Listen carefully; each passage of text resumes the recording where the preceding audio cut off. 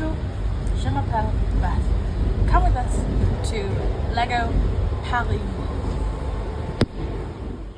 And for those of you that don't speak French, that is me and Mrs. Bricker heading to the Lego store in Paris.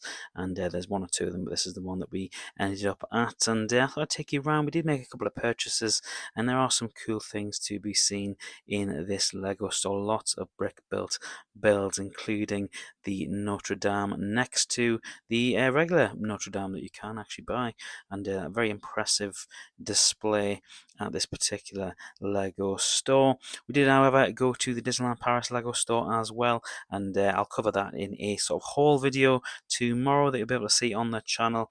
You get a whole bunch of stuff in Disneyland, including a bunch of Lego, some of which was from this very store. A nice selection of botanicals in the window for Valentine's, and of course a big push on botanicals at the moment as well. Nothing that I would be picking up for myself or for Mrs. Bricker. You've got the Arc de Triomphe as well there on display. Really nice use of those grey minifigures as well in all these sort of open window pieces, as it were. Very impressed with this particular build, and as we continue to move through the store, you will see, of course, some more botanicals on offer as well. And I was impressed, I have to say, with how well stocked this particular store was, considering it is slap bang in the middle of one of the most accessible parts of Paris. And the Notre Dame as well there from the other side. Again, good use of minifigures in the sand colour there.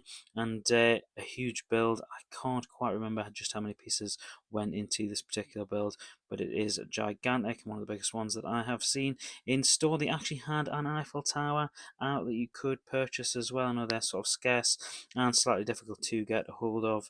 And the second largest Lego set of all time, the Eiffel Tower, behind only that map of the world. Tweety Bird was also being pushed for Valentine's. It's the first time I've seen that set in person as well. And you've got that new Love logo sign as well. And a big push on Valentine's in the City of Love, Paris, but nothing that myself or Mrs. Bricker would be picking up. I do wish that somebody would get me that Barradur set as a Valentine's gift. There was also the Zelda set up close and personal along with Rivendell. The next section up was the Star Wars section, and usually my favourite section, I've got to say, pretty well stocked as well. And one set that I did pick up and try and look surprised in tomorrow's Lego and Disney haul video was the Ahsoka Jedi Interceptor. I'd said that I was going to wait for this to become at sale price, but the exchange rate at €45 was indeed less than the £40 it would be here in the UK. It was about £37 here UK price when it went through, and that is a good enough deal for me. It was justifiable as a sort of holiday treat, one that I absolutely was looking to get a hold of. Another one that I am looking to get hold of in the future at a sale price is the new Bat Tumbler, if only for that Two-Face minifigure. I think it looks fantastic. It's one of the best looking minifigures that I've seen in a very long time. Very excited to grab that in the future. You'll be able to see it here on the channel when that it does indeed happen. Again, Marvel pretty well stocked. They even had in this section the Spider-Man sort of helmet or Spider-Man mask bust that you don't often see anymore, and that is one that I'm looking to grab in the future as well. Plenty of the new Creator 3-in-1 sets from January, and a rather large pab wall, which I've got to say was very tempting to go and grab a few pieces from. One or two that I maybe haven't seen on a UK wall here in the UK. It would be nice to have grabbed a couple boxes of these, but luggage space meant that I just wasn't going to grab a box or two. I did contemplate getting one of these smaller boxes for an upcoming project in the Lego room, but it just didn't seem like very good value once you translated it back from euros to pounds. It just didn't really make a lot of sense. I would have needed to grab a couple of boxes, and luggage wise it just would not have been the way to go. They also had on display as well some of the new Lego City F1 sets that came out in January, and of course a big push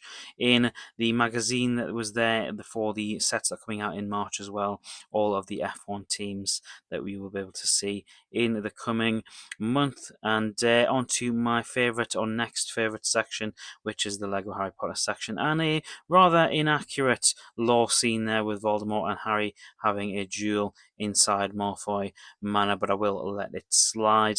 And all of the new Lego Harry Potter sets were on display, including the this set, which again I'm never going to purchase. I just don't think it looks particularly nice, and it's become a bit of a novelty set with people who sort of maybes feel the same way as I do about it.